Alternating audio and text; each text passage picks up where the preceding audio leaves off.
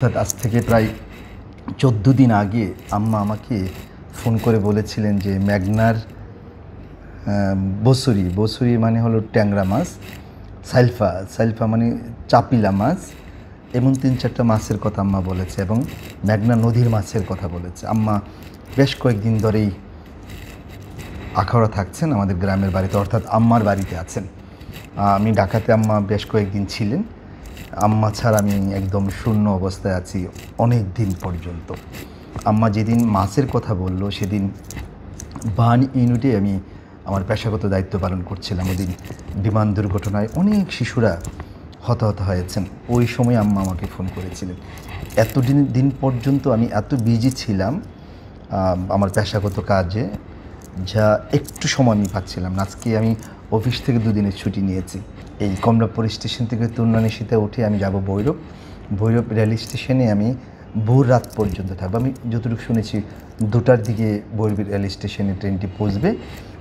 2টা থেকে একদম ভোর রাত পর্যন্ত ভৈরব রেল স্টেশনে আমি অবস্থান করব। আমি খুব সাধারণ মানুষ, একেবারেই সাধারণ মানুষ। ওরকম সাধারণ মানুষের মতনই ভৈরব রেল স্টেশনে আমি অবস্থান করব। ভৈরব রেল স্টেশন থেকে মেঘনা যে ঘাট, যেখানে মাছ বিক্রি হয়, কানাকানি একটা ঘাট আছে, আরও 2-একটা নাম আছে। আমি ইতিমধ্যে ওই এলাকার যিনিরা আছেন তাদের সাথে আলোচনা করেছি। এরা বলেছে ভোর রাতে থেকেই মাছ ধরা শুরু হয়। ভোর রাত যখন সূর্য ওঠে তখন নদীর একদম কিনারে এসে মাছগুলো নিয়ে, নৌকা নিয়ে যিনিরা জেলে ভাই আছেন তারা সেই মাছগুলোকে পর্সা সাজিয়ে বসেন। আমি ঠিক ওই মুহূর্তে আম্মার জন্য মাছ কিনব। আমি নিশ্চিত মহান সৃষ্টিকর্তা আমার আম্মাকে সৃষ্টির 50,000 বছর আগে নিশ্চয়ই নির্ধারণ করে রেখেছেন আম্মার জন্য কালকে মেঘনা নদীর কী মাছ থাকবে। আমি আম্মার জন্য যাচ্ছি, আপনাদের কাছে দোয়া চাই। আমি নিশ্চিত পৃথিবীর সকল সন্তান তার মা বাবার জন্য সবচেয়ে বেশি কাজ করে, এটা আমি প্রাণে বিশ্বাস করি, মনে প্রাণে। প্রবাসী ভাইরা আছে, আমি দেখেছি কী যে করে তার মা বাবার জন্য। ওরে আল্লাহ, আমরা সেই তুলনায় যারা পরিমাণও করতে পারি না মা বাবার জন্য। আমি দেখেছি আমার বন্ধুবান্ধব, সাধারণ মানুষ, দিনমজুর, খেটে খাওয়া মানুষ তাদের মা বাবার জন্য জীবনের সবচেয়ে বড় কাজটা করার চেষ্টা করেন। মহান সৃষ্টিকর্তা কোনো সন্তানকে সেটা করার সৌভাগ্য তৌফিক দান করেন। আবার কোনো সন্তান আছে যাদের অট্টালিকা আছে, কারি টাকা পয়সা আছে, আকাশ সমান ধন সম্পদ আছে, কিন্তু মা বাবাকে করার জন্য মহান সৃষ্টিকর্তা তাকে সেই ক্ষমতা এবং সাহস, শক্তি কোনোটাই দেননি। মহান সৃষ্টিকর্তা, আমরা যারা সাধারণ মানুষ মহান সৃষ্টিকর্তার কাছে সবসময় প্রার্থনা করি।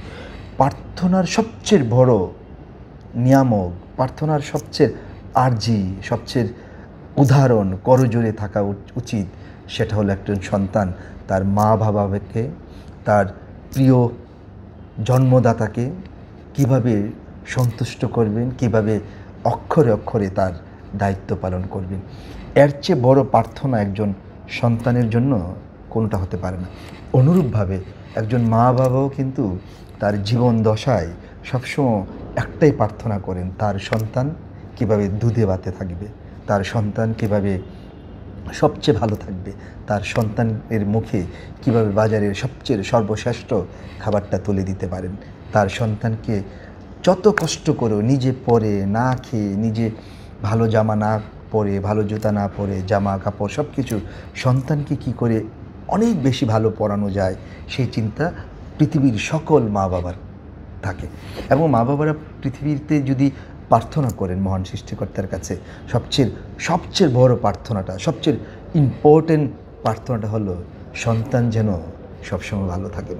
এবং মা বাবারা খালি প্রার্থনা করে ক্লান্ত হন না, প্রার্থনা করেই তার প্রার্থনা শেষ করে দেন না। যে মা বাবা শুধু দোয়া করেন না, কিন্তু দোয়াটাকে ক্রিয়া করেন, কাজে পরিণত করেন। অর্থাৎ পৃথিবীর যত বাবা মা আছেন, সন্তানকে দোয়ার পাশাপাশি যেটাকে ক্রিয়া, কাজ, তাকে সর্বশ্রেষ্ঠ খাবারগুলো, ভালো পোশাকগুলো পরানোর চেষ্টা করেন। অর্থাৎ আমাদের সন্তান যারা আছে আমরা পৃথিবীতে, তাদেরও যেন সবচেয়ে মুখ্য বিষয়টা থাকে। মা বাবার জন্য তো দোয়া থাকবেই, এটা স্বাভাবিক, কিন্তু দোয়াটা যেন কাজে পরিণত করা হয়, দোয়াটা যেন ক্রিয়াতে পরিণত করা হয়। অর্থাৎ মা বাবার জন্য আমরা যেন সবচেয়ে এই পৃথিবীতে সবচেয়ে মূল্যবান কাজগুলো, সবচেয়ে ভালো কাজগুলো করতে পারি।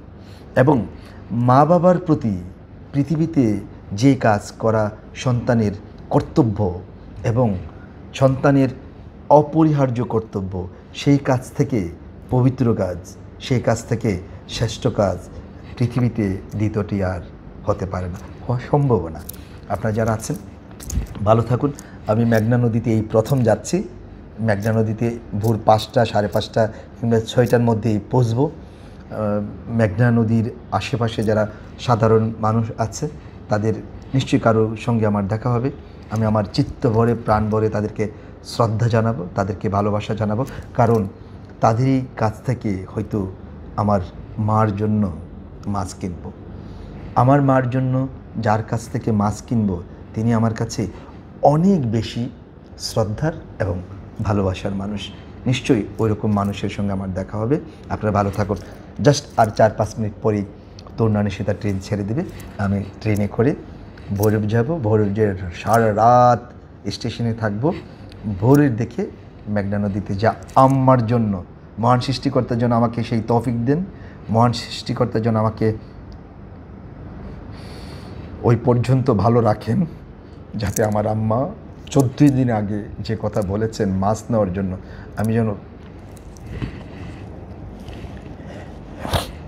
খুব সুস্থভাবে, খুব নিরাপদে আম্মার জন্য মাছ কিনতে পারি। মহান সৃষ্টিকর্তার কাছে প্রার্থনা করি ওই পর্যন্ত আমাকে যেন সুস্থ রাখেন। আমি আবার মাছ কিনে সকালে মহানগর প্রভাতী যেটা আছে 9টা 20 মিনিট হয়তো ভৈরব রেল স্টেশনে পৌঁছবে। ওই সময়টুকুতে মাছ কিনে আবার মহানগর প্রভাতীতে করে আখাউড়া যাব। আখাউড়া যেয়ে আম্মার কাছে যাব, আমার ভেস্তের কাছে যাব। ওই পর্যন্ত ভালো থাকুন। আসসালামু আলাইকুম।